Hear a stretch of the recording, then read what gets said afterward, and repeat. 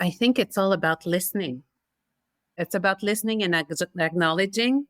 So for us at United for Literacy, it means continuing to listen to and learn with and from our Indigenous partners. You're listening to Let's Imagine, an Imagine Canada podcast for everyone interested in social issues and the nonprofit sector. I'm your host, Bruce McDonald. At Imagine Canada, we believe that by leveraging our national vantage point, building cross-sector relationships, and sharing and developing our knowledge base, we can advance social, economic, and environmental justice through our collective action. Join us as we dive deep into conversations that have big implications for the nonprofit and charitable sector here in Canada. A special thank you to our knowledge partner, Carter's Professional Corporation, and our supporting partner, Blackbaud. Together, let's imagine a stronger future.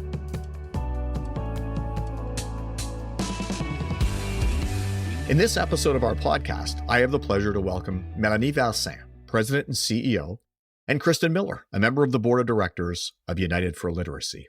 You might know them by their former name, Frontier College. United for Literacy is a national charity focused on improving the lives of children, youth, and adults through literacy. In my conversation with Mélanie and Kristen, we will explore the organization's mission in detail, but mostly we will discuss its historic relationship with Indigenous peoples and the team's approach to truth and reconciliation. Mélanie and Kristen, thank you very much for accepting our invitation and for sharing your organization's experience with us. Thank you so much for having us. Thank you so much. Very honored. Mélanie, we're going to start with you. This year, United for Literacy celebrates its 125th anniversary, which is quite a milestone. That's more than a century. What an amazing achievement. And in all those years, your organization has brought literacy to many remote and isolated communities across Canada.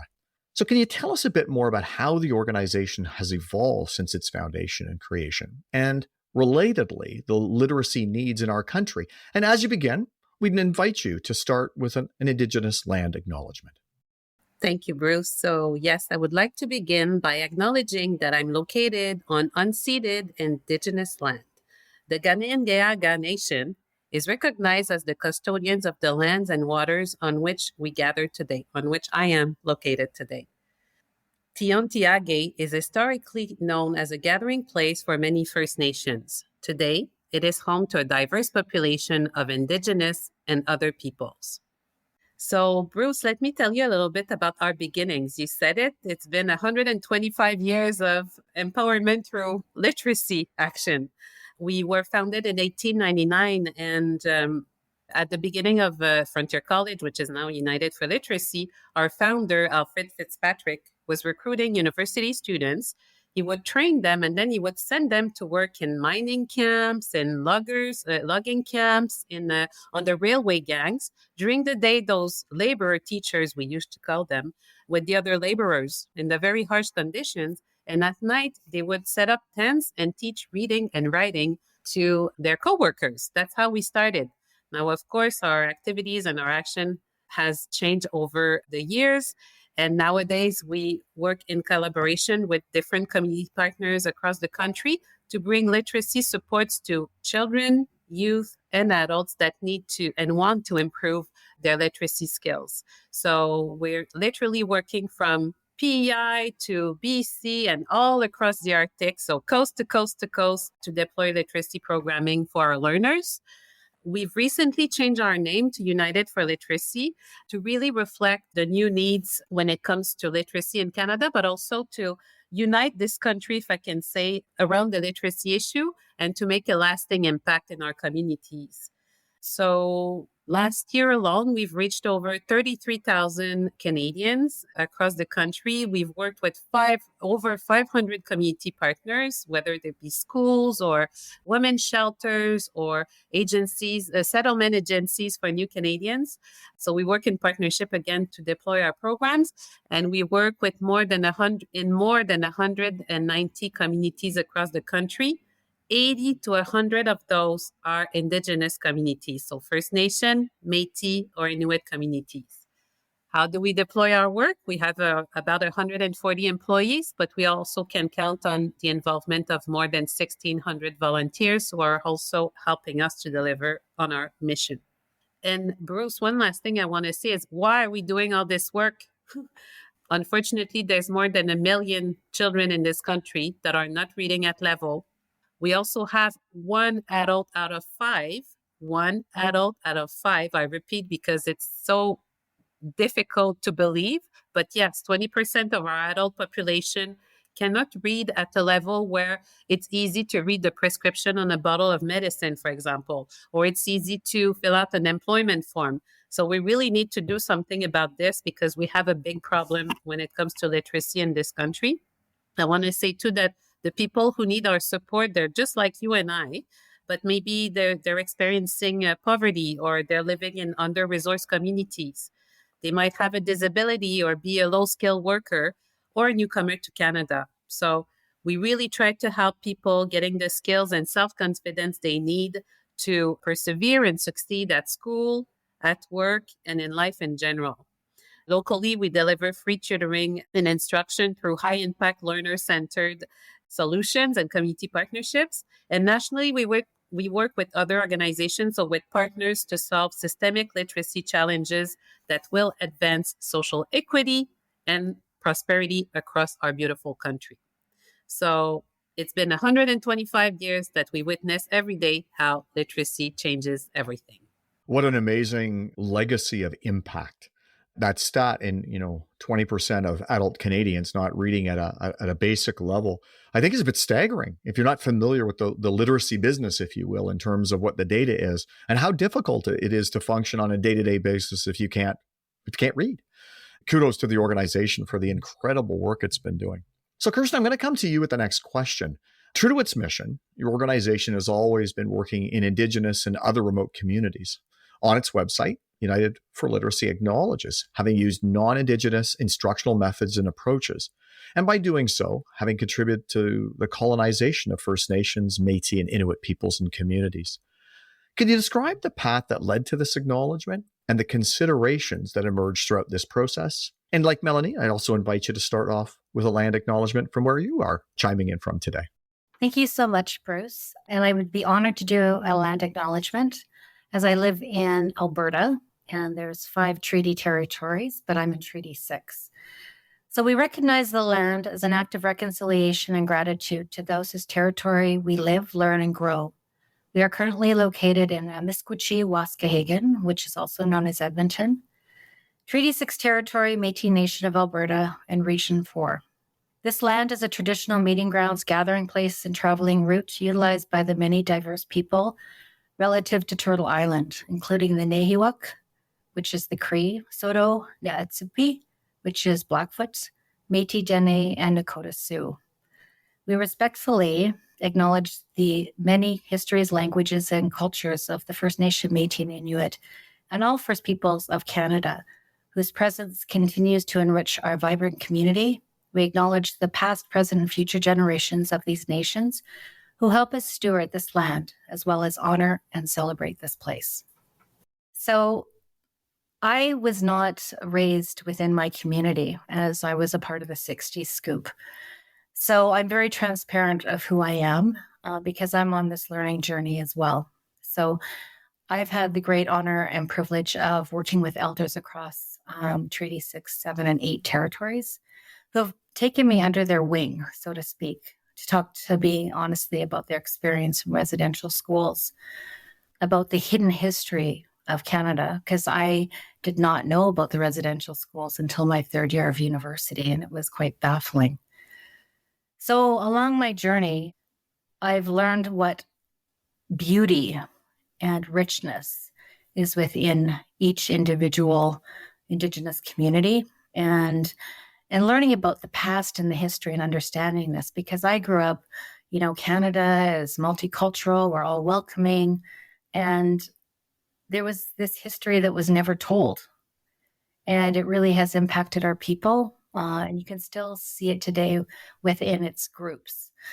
So a lot of this is about, for me, I think everyone is on a learning journey, and I think everyone is at different stages. Some people are fearful and don't want to look at the history and the impacts, what people experienced, because it's really difficult to look at that, especially when it involves children at that time. But then there's other people that really are going, oh my goodness, what's going on? Then they want to dive and they want to dive deep. So over the last month, you talked about colonialism, and that is actually kind of that word colonial can make people feel very uncomfortable. And some people like just because, again, you have to look at the history, your ancestry, and it can bring about a lot of emotion to different people. Guilt is one. And when I speak to the elders and we talk about when I've done presentations, to never make anyone feel guilty. We can't change the past, but we can go forward. And there's a quote with, I know that our education systems are very colonial, but I just want to do a quote from Murray Sinclair. And it's education got us into this mess, and education will get us out. And part of that ties into this wonderful organization of United for Literacy. So I believe that we need to be able to look at the truth of Canada's history in order for reconciliation to take place. And again, give permission for people to go at their own comfort. And hopefully, as each day, week, year passes, more Canadians will be able to look at that history with an open heart and have empathy for those who still struggle. Melanie, is there anything you want to add in on this? Please, yes. Thank you, Kristen. I want to talk about the fact that, yes, our founder at United for Literacy, he was already thinking of teaching as a two-way exchange, and that's really core to our values and principle, and it's still true today. I mentioned it before, we work in partnership with about 100 First Nation, Métis and Inuit communities across the country. And it's been about 60 years since we started this work, these partnerships. And of course, our way of working with Indigenous communities have evolved over the years, and we're still learning and it's still evolving. And this is why I wanted to write an article about this, because we're coming at this from a very humble perspective, like from a wanting to learn perspective still. But it's also important, as Kristen was saying, that it's important to acknowledge the truth. And so at United for Literacy, we acknowledge that we played a role in promoting non-Indigenous education. Of course, we've been working in English, not teaching in the first language of the communities. It's been changing the past 15 to 20 years. We'll talk about it a bit later, but we started to change our methods and approaches to education, teaching, and deploying literacy programs. But for sure, in the beginning, with best intentions, we were still, working in English and using non-Indigenous approaches to teaching.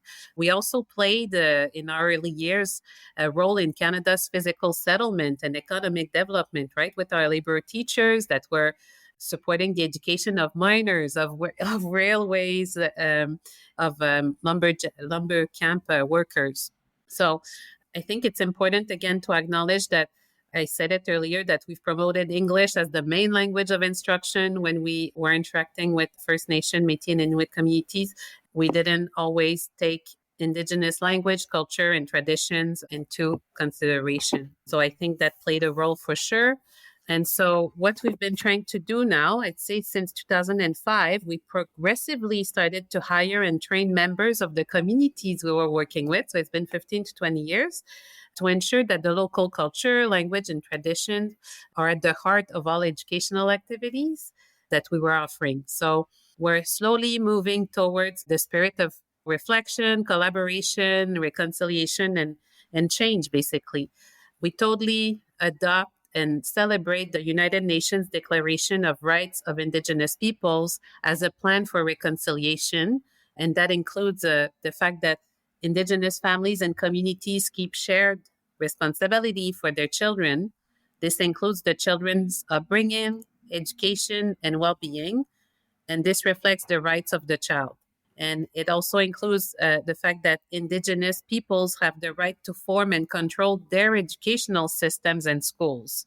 This includes using their own languages And it also includes the community's cultural methods of teaching and learning.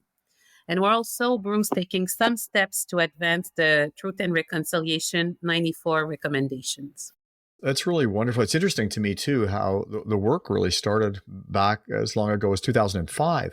It shows how long evolution and transformation of organizations takes place, and that it requires intentionality and thought and effort to continue to move this forward. In a blog article you published in the context of the reconciliation process, you speak to the importance of justice for Indigenous peoples. And Kristen, you mentioned earlier about reconciliation, described as a set of actions non-Indigenous people and organizations should embrace to contribute to decolonizing frameworks and center justice for Indigenous peoples. And these list of actions include things like learning the history between Indigenous and non-Indigenous peoples, understanding the history and legacy of residential schools, exploring the unique intersections between treaty, constitutional, Indigenous, and human rights that we have here in Canada, recognizing the rich contributions that Indigenous peoples have made to Canada, taking action to address historical injustices and present-day wrongs, and teaching others. How did you approach these actions within United for Literacy? And what were some of the results? And Mélanie, maybe we'll start with you on this one. Yes. Bruce, these actions really resonate with me as a CEO of a non-Indigenous organization, of course. There are steps that we can take to become strong allies. Not always easy, but if you put your mind and heart to it, you can do it or start to do it. So I especially relate to Action 4, which is recognizing the rich contributions that Indigenous peoples have made to Canada, because it's really central to our work with First Nation, Métis and Inuit communities. We've learned so much, Bruce, so much from and with our Indigenous partners.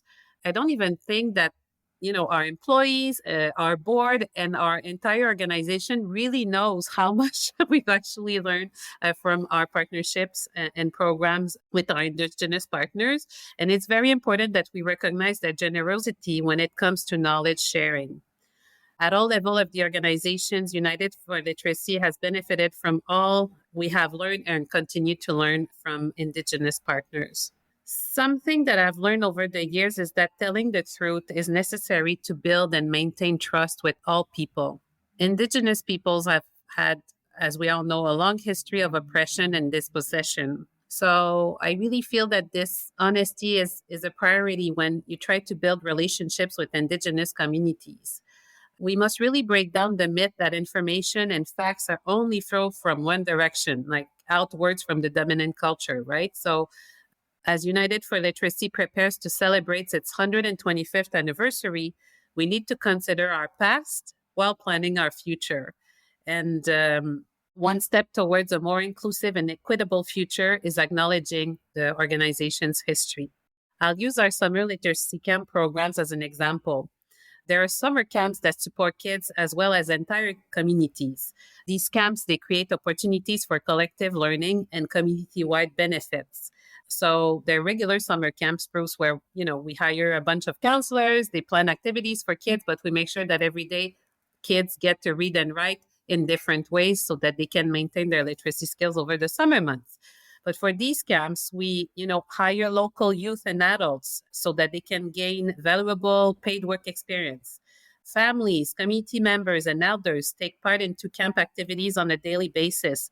They share their knowledge and increase their involvement in their children's education. We provide a lot of culturally relevant books that are sent to each communities.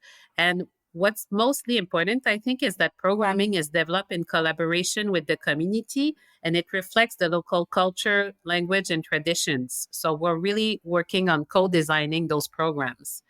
We've seen over the years that communities that are co-designing those camps with us, they experience very positive economic impact as well. There's wages that are given to the local staff. We give honoraria to community members and elders that come and do activities. We send books, or we sometimes purchase books that are produced locally.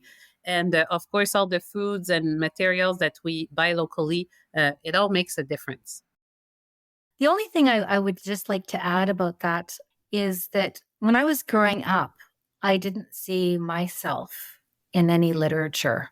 And I'm so grateful that has changed. There's a lot more Indigenous authors and books, and within United for Literacy, they translate into Indigenous languages, which is fantastic, I think, about revitalizing the Indigenous languages, because you can't go anywhere in the world and relearn a language that's Indigenous. So it just warms my heart that I can see students that I work with or Indigenous young people that are now having a sense of pride with their culture and are starting to look at this richness of the ceremonies and wanting to participate, as opposed to years ago, due to oppression, that it wasn't great to be Indigenous. I mean, there's so many rules that they had to follow. And the pass system, getting permission to leave your reserve, even being placed on a reserve,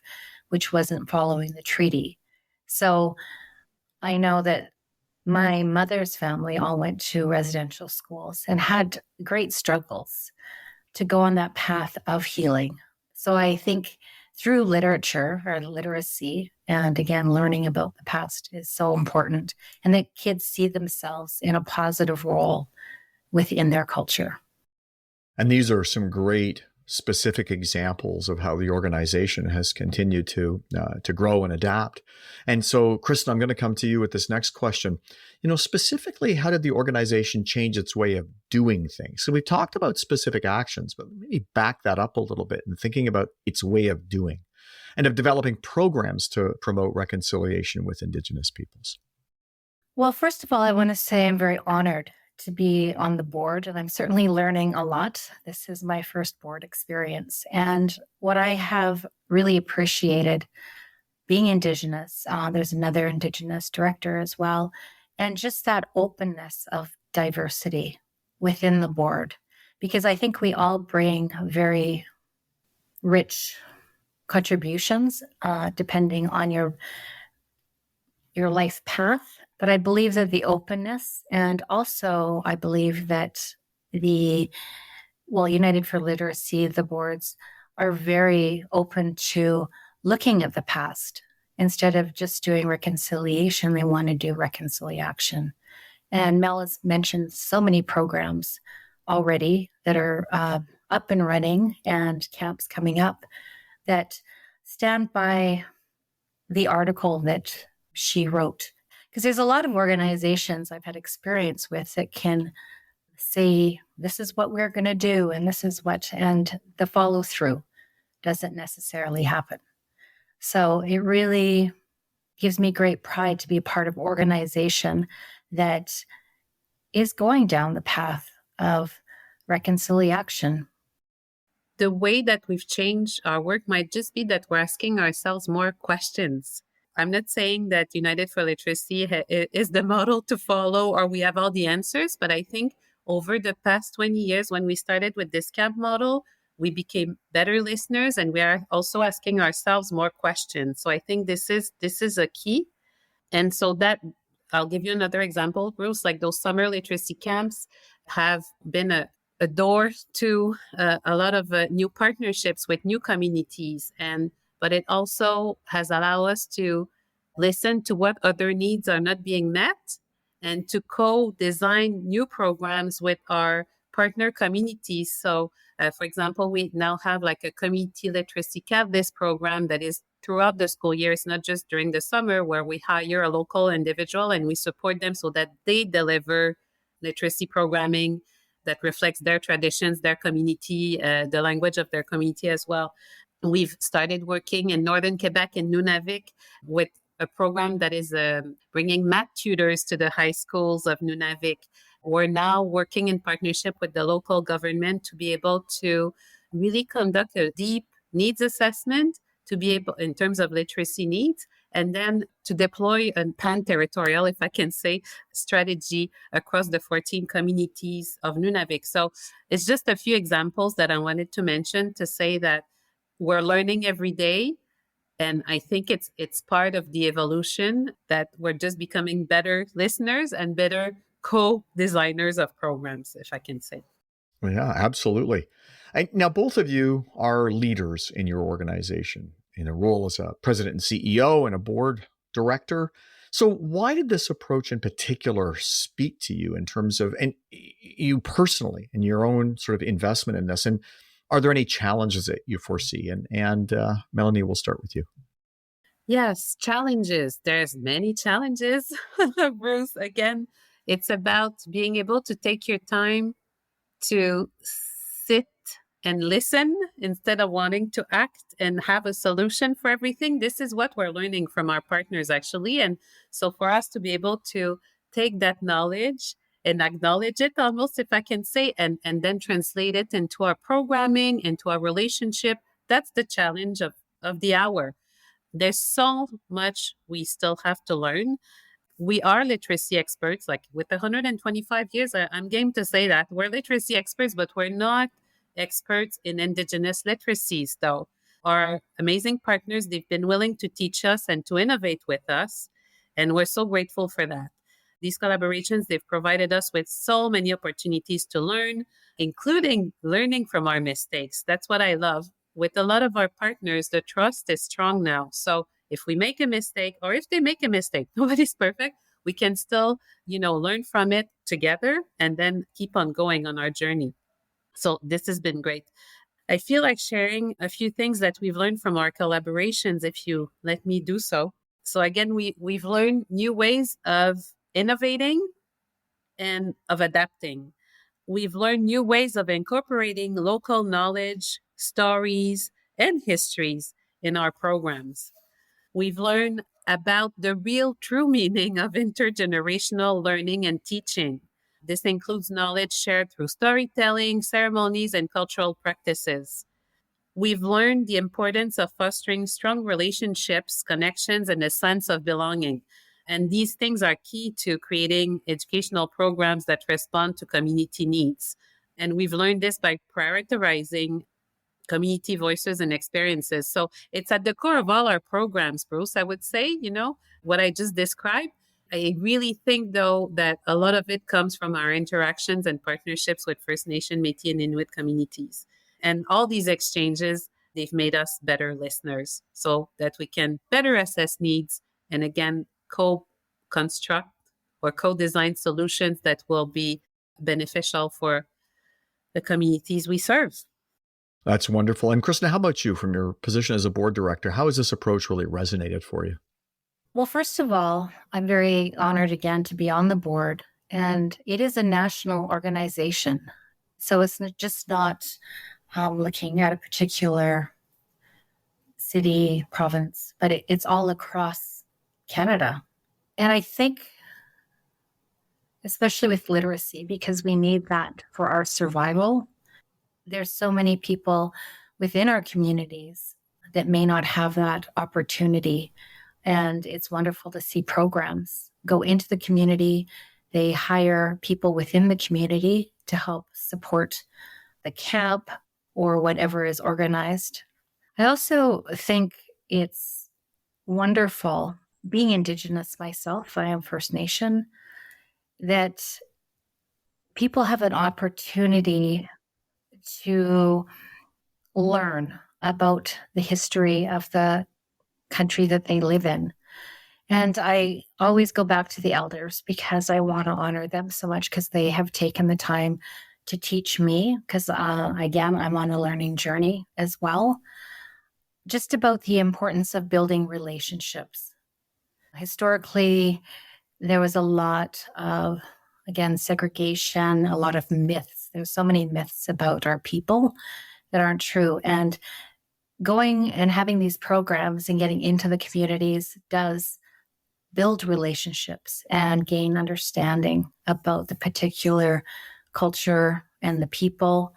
And that's what it is all about for me in terms of building relationships, learning, and listening to their stories and challenges, and doing that with an open heart, and gives you a sense of empathy and understanding of why, again, some of our people, not all, are struggling. And I think, again, like Maurice Sinclair said, education will get us out of this mess. That's a wonderful quote. I'm glad you've mentioned it a couple of times. So with our last question, I'm going to kind of combine two things here. This journey that United for Literacy is on is one that many organizations and have already started, and some, unfortunately, have not across our sector. So I'm going to ask you kind of a two-part question. If you were giving advice to another organization on their own journeys towards truth and reconciliation, what might that advice be? And as you've been doing this work, what gives you cause for hope? And so, Mélanie, we'll start with you. Well, Bruce, I think it's all about listening. It's about listening and acknowledging. So for us at United for Literacy, it means continuing to listen to and learn with and from our Indigenous partners. We want to continue and get even better at co-creating programs. So not coming in with a cookie cutter approach, thinking that we know it all, or that because we have the wonderful Kristen on our board, we know what we're doing. So it's really to really work in true partnership with an open heart, if I can say. I take your expression, Kristen. Concretely, what does it mean also? It means we are investing, or we will invest even more in the training and professional development of our staff so that they're prepared to work in partnership with Indigenous partners. More importantly, we want to hire more local staff and more staff that are either First Nation, Métis or Inuit, so that, again, our staff is a reflection of the people we serve. We also want to make sure that we make I'll say it, sometimes it takes an extra effort, but we make the extra effort to go recruit those staff, but also look at vendors, contractors, like people that offer services to us, especially when it comes to delivering services in Indigenous communities. We must prioritize hiring or giving, priority to those contractors.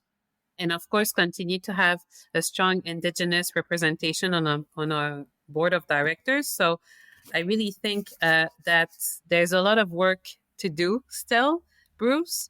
I'm encouraged by the increasing recognition within the nonprofit sector of the importance of decolonizing practices and of centering Indigenous knowledge, perspective, and leadership, like to put knowledge and perspectives and leadership at the core of activities. But it's not easy, and there's still a lot of work to do. And I'm also very conscious of the fact that I'm a person or even an organization looking in. So I'm very conscious of not speaking for anyone saying, oh, it's all good and it's getting so much better. I just want to say that I'm hearing more about it. And I think there's more of a collective awareness. So this is what I find encouraging. And Kristen, we're going to give the last word on the podcast over to you in terms of your thoughts for or advice that you might give to other organizations, and or what gives you hope as you've been going through this process. Thank you, Bruce. I think one of the biggest things for me, and I've had to do this a few times as I am learning, is replacing fear with courage. And again, I know we talked about an open heart, but we cannot change the past, but we can change the future. And by learning about Indigenous cultures and people, we will find our way to healing and connection. So as you journey down the path of truth and reconciliation, I encourage everyone to do it with an open mind and an open heart. And what Mélanie said as well, I want to say is listen.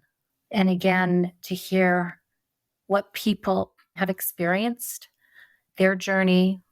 And I can't emphasize enough, we have so many Indigenous cultures across Canada and the North, and they're all so unique and diverse. So you have to have that fluidness. And some communities might have more struggles than others. But again, there's weaves of similarity that go through them. But again, they are all so different.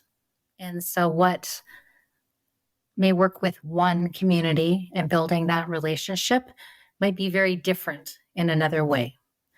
And another idea is that to have that awareness, not all of the Indigenous communities are traditional. Some have gone more of following a Christian belief. So in having that knowledge and, again, building relationships within the community that you're working with and going out to them is another big key, as opposed to having them come to you, so to speak.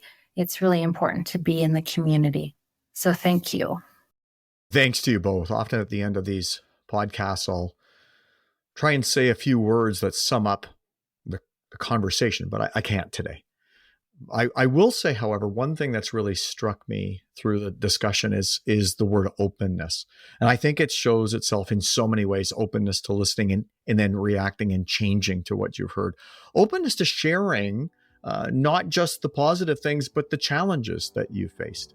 And openness to being leaders in working with the organization to not only honor its incredible 125-year history, but to look at what needs to be different going forward. So thank you, Mélanie and Kristen, for taking the time to be with us today.